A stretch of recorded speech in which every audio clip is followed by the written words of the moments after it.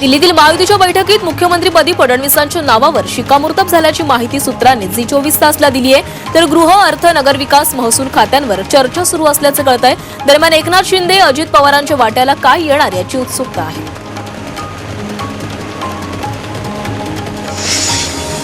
नव्या सरकारचा 2 डिसेंबरला शपथविधी होणार असल्याची सूत्रांनी माहिती दिलेली आहे। यावेळी काही मंत्री शपथ घेण्याची शक्यता आहे, तर देवेंद्र फडणवीस मुख्यमंत्री होण्याची शक्यता असल्याचं सूत्रांकडून कळतंय। देवेंद्र फडणवीस मुख्यमंत्री व्हावेत यासाठी आमदार सुरेश भोळेंनी हनुमानाला साकडं घातलंय। जळगावच्या गोलानी मार्केट नजीकच्या हनुमान मंदिरात भोळेंनी महाआरती केली आहे।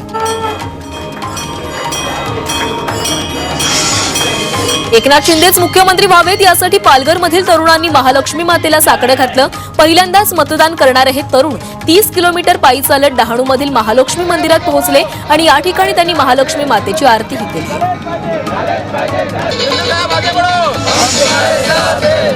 महापरिनिर्वाण दिनानिमित्त रेल्वे विशेष गाड्या सोडणार आहे। या रेल्वे 4, 5 आणि 7 डिसेंबरला नागपूरहून मुंबईकडे धावतील। 4 तारखेला रात्री 11:55 पहिली गाडी सुटणार आहे, तर 5 तारखेला सकाळी 8 आणि दुपारी 3:50 विशेष रेल्वे मुंबईसाठी रवाना होणार आहे।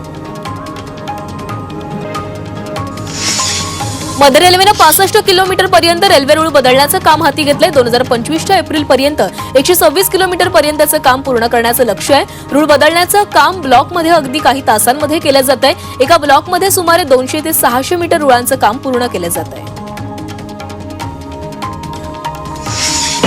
मुंबईत मेट्रोच्या डिजिटल तिकिटावरून प्रवासाला नागरिकांची पसंती मिळतेय। अंधेरी पश्चिम, दहिसर आणि गुंदवली ते दहिसर दरम्यान 56% प्रवासी डिजिटली तिकीट काढतायत। डिजिटल तिकीट काढणाऱ्यांच्या संख्येत 10% वाढ झाली आहे। एसी लोकल सेवांसाठी नियमित लोकल रद्द केल्यानं प्रवाशांनी तीव्र नाराजी व्यक्त केली आहे। बुधवारी दुपारपासून पश्चिम रेल्वेवर 13 नवीन एसी लोकल सुरू केल्यात, मात्र त्यासाठी इतर लोकल रद्द झाल्यात, त्यामुळे प्रवाशांची मोठी गैरसोय होतीये।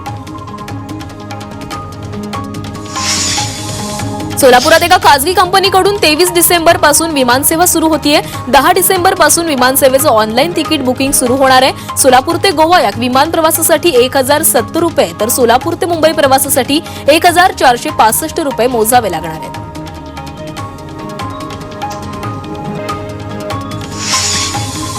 रायगडमधल्या मुंबई गोवा महामार्गावर कशेडी बोगद्यातून वाहतूक पुन्हा सुरू झाली आहे। बोगद्याआधी येणाऱ्या पुलावर गर्डर बसवण्याचं काम सुरू होतं, त्यामुळे गेल्या 4 दिवसांपासून वाहतूक बंद होती।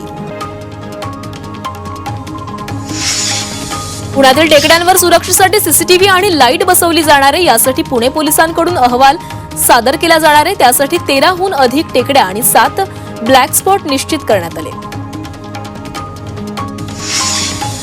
लवकरच भारताची पहिली हायड्रोजन ट्रेन सुरू होणार आहे। 8 कोच असलेल्या या ट्रेनची पहिली झलक तुम्ही झी 24 तासवर पाहू शकताय। ही ट्रेन ताशी 110 किलोमीटर वेगानं धावणार आहे। या ट्रेनची पहिली ट्रायल रन हरियाणाच्या जिंद सोनीपत मार्गावर होणार आहे।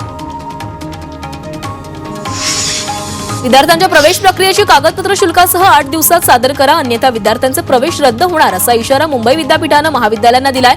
अंतिम मुदत उलटल्यानंतरही अनेक महाविद्यालयांनी विद्यार्थ्यांच्या प्रवेश प्रक्रियेसंबंधित कागदपत्र विद्यापीठाकडे जमा केलेली नाहीयेत, त्यामुळे विद्यापीठानं कारवाईचा निर्णय घेतलाय।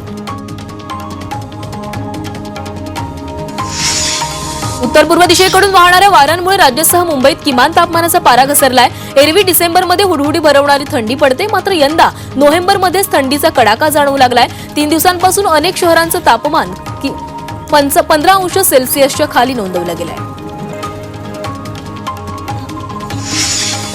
नाशिक शहरात गेल्या 3 दिवसांपासून थंडीचा कडाका वाढल्यानं नाशिककरांना हुडहुडी भरली आहे। शहरातील पारा 3 दिवसांपासून 10 अंश सेल्सिअसवर कायम असून आगामी 2 दिवस थंडीचा कडाका कायम राहणार असल्याचा अंदाज हवामान तज्ज्ञांनी वर्तवला आहे। उद्यापासून थंडीची लाट ओसरणार असल्याचा अंदाज हवामान विभागानं वर्तवलाय। 7 डिसेंबर नंतर पुन्हा पारा घसरण्यास सुरुवात होणार असून थंडीचा जोर पुन्हा एकदा वाढणार असल्याचं हवामान विभागानं म्हटलंय। परदेशात डाळिंब निर्यातीसाठी सांगोला तालुक्यातून 5000 डाळिंब उत्पादक शेतकऱ्यांनी ऑनलाईन नोंदणी केली आहे। महाराष्ट्रातून प्रामुख्यानं युरोपियन देश, सौदी अरेबिया, श्रीलंका आणि थायलंडमध्ये डाळिंबांची निर्यात होते। निर्यात वाढल्यानं शेतकऱ्यांना दिलासा मिळाला आहे। सांगलीच्या खानापूर तालुक्यात ताकारी सिंचन योजनेअंतर्गत बंदिस्त पाईपलाईनच्या कामाला विरोध करण्यात आलाय। आळसंद गावात भूसंपादन करण्याच्या आधीच पाटबंधारे प्रशासनाकडून पाईपलाईनच्या कामाला सुरुवात केल्याचा आरोप शेतकऱ्यांनी केलाय। यावेळी पाईपलाईनचं काम शेतकऱ्यांनी बंद पाडलंय।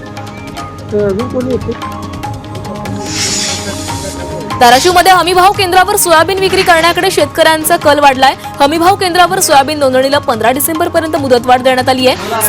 17 हमीभाव केंद्रांवर 25,000 क्विंटल सोयाबीनची खरेदी करण्यात आली आहे।